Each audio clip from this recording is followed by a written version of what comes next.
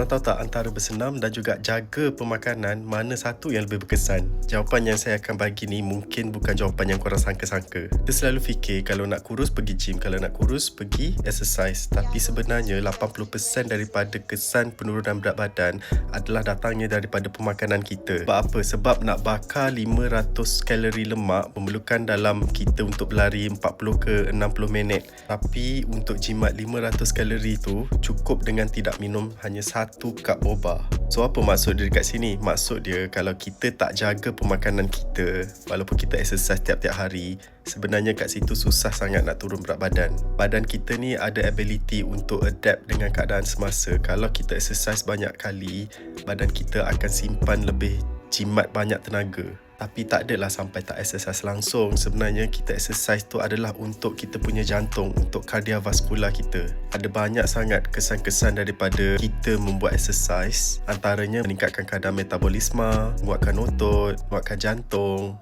elak badan jadi lembik kalau turun berat badan kuat sangat. Kalau korang nak kurus 70 ke 80 perlu datang daripada cara pemakanan. 20 ke 30% tu datang dia daripada exercise. Bila dua-dua ni selari, barulah badan kita akan kekal sihat.